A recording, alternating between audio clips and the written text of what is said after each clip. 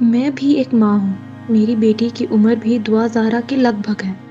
دعا زہرا کی گمشدگی کی خبر نے مجھے خوف زدہ کر دیا تھا۔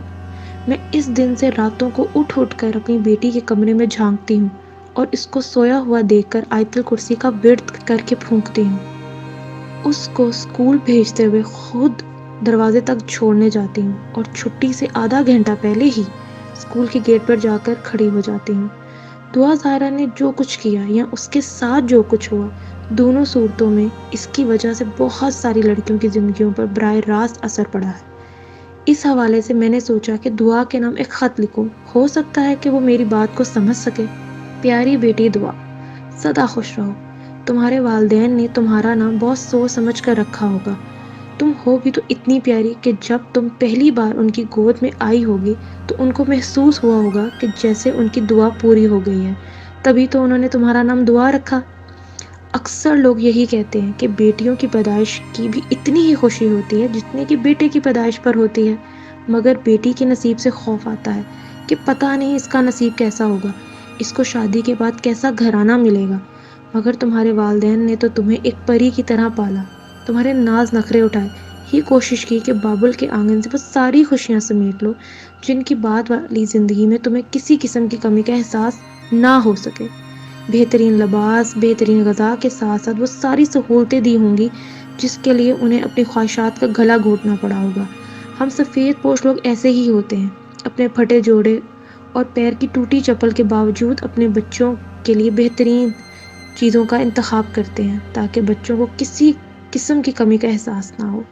بچوں کے لیے پیزا اور برگر آرڈر کرتے ہوئے اپنے لیے آرڈر یہ کہہ کر نہیں کرتے کہ میرے معدے پر بوجھ ہو جاتا ہے تاکہ کچھ پیسے بچا سکیں۔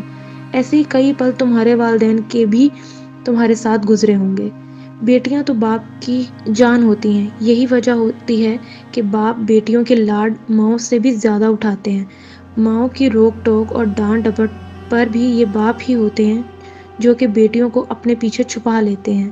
تمہارے والد بھی ایسے ہی ہوں گے۔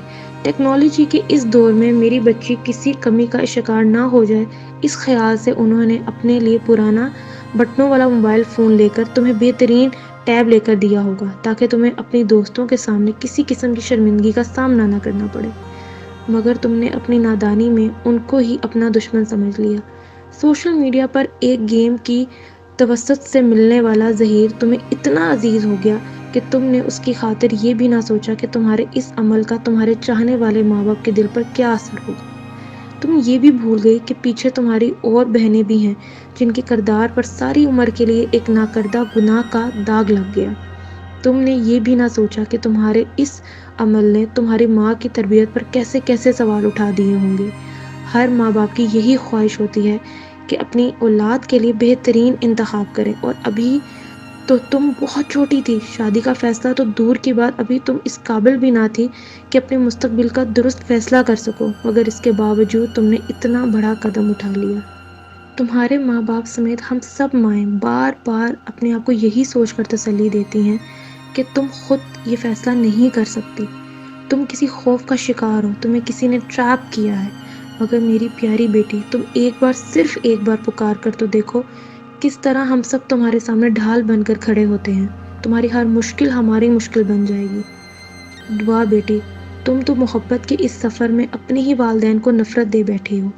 اتنی شدید نفرت تمہارے اندر والدین کے لیے کہاں سے آ گئی؟ اپنی 3 سال کی محبت میں اپنے والدین کی سالوں کی محبت اور شفقت کو فراموش کرنا کسی طور پر ٹھیک نہیں ہے۔ میکا بیٹیوں کا مان ہوتا ہے، جن بچیوں کا میکا نہیں ہوتا ان کے سسرال میں بھی کوئی عزت نہیں ہوتی۔ تم نے جو بھی کیا ہے اس کے لیے اپنے ماں باپ کو اعتماد میں لو، صرف ایک بار ان کو پکارو کر تو دیکھو، مجھے یقین ہے تمہیں مایوسی نہیں ہوگی۔ آخر میں صرف اتنا کہنا چاہوں گی کہ بیٹیاں سانجھی ہوتی ہیں، تم ہم سب کی بیٹی ہو، ہم چاہ کر بھی تم سے نفرت نہیں کر سکتے، بس تمہارے لیے ڈھیروں دعائیں کر سکتے ہیں۔ ڈھیروں دعاؤں کے ساتھ ایک ماں۔